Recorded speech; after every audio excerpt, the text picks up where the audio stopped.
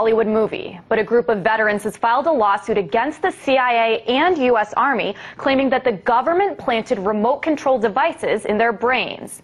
The claims relate to a government program at the U.S. Army's Edgewood Arsenal in Maryland, where scientists tested hundreds of chemical and biological substances on at least 7,800 servicemen.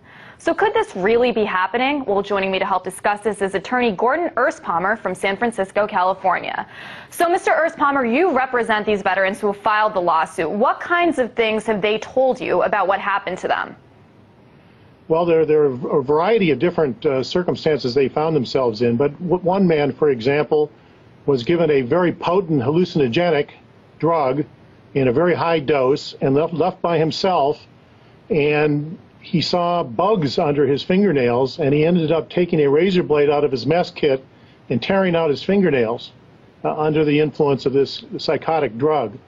You mentioned the brain implants. So one of the plaintiffs has a brain implant that was pushed up his nose to the edge of his frontal lobe, and it is right on the periphery of his sinus cavity, and we believe it is a radio transmitter that enabled the government to remotely control his behavior. There are lots of other similar stories, but they tested hundreds and hundreds of different biological substances, such as anthrax, and chemical substances such as nerve gas, psychochemicals, a whole variety of psychochemicals, and they did this all in total secrecy for a period of over 20 years.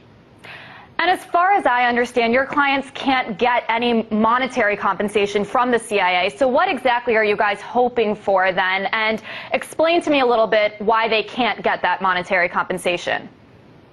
Okay. Well, veterans are in a peculiar class in this country.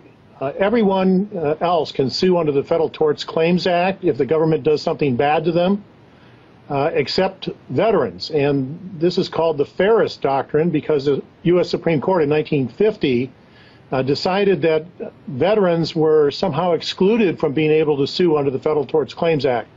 And so veteran cannot seek damages against the government. All the cases get thrown out. And part of the purpose of our case is to try to challenge that doctrine because it was not legislative. It was created by the U.S. Supreme Court during the middle of the Cold War. What we do seek in the case, in addition to challenging the Ferris Doctrine, is there are Army regulations that require medical care to be provided for all casualties of the program, of the human experimentation program, and also that require notice to each of the involved individuals as to what substance they got, because they don't know what was the dose they got, how concentrated, and what are the known health effects. So we are asking for all relief in all those areas. Notification of every veteran, or if deceased, his next of kin, provide health care to them free of charge for the conditions associated with their exposure, and also to be released from the secrecy oaths that were exacted from them. They cannot talk about their experience. They were all sworn to secrecy and gave secrecy oaths, which the government is still trying to enforce, right, 30, 40 years later. Yeah, and speaking of that secrecy, how tough has it been to go up against the CIA? I'm guessing they probably don't want to talk too much about this. Well, the discovery in the first year and a half of the case has been almost impossible against the CIA.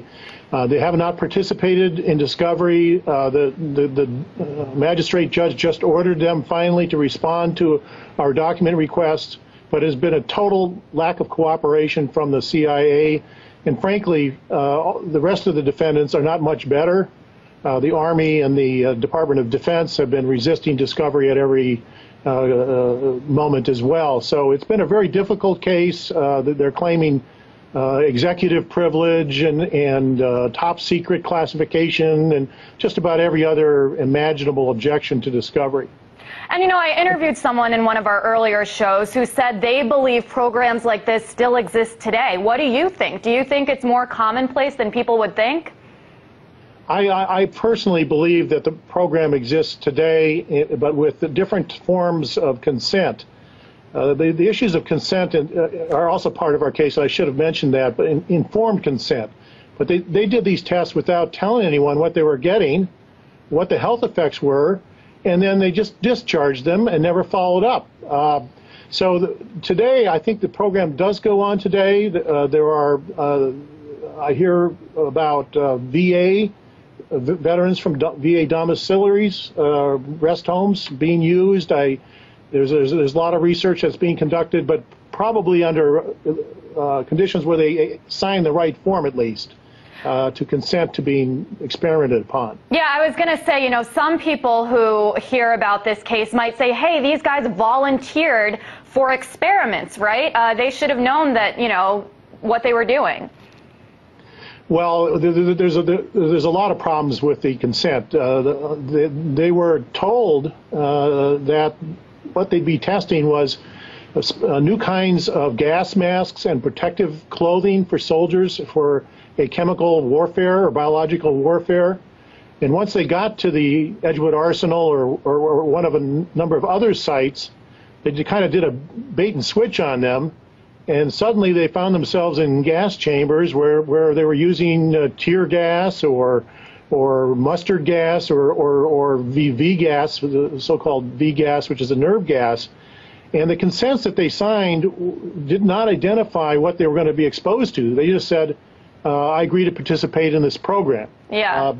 And they used all kinds of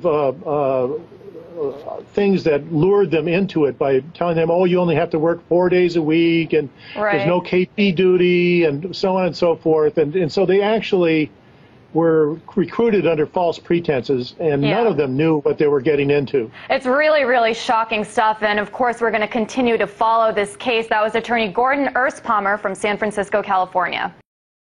We are anonymous. We are legion. We do not forgive. We do not forget. Expect us.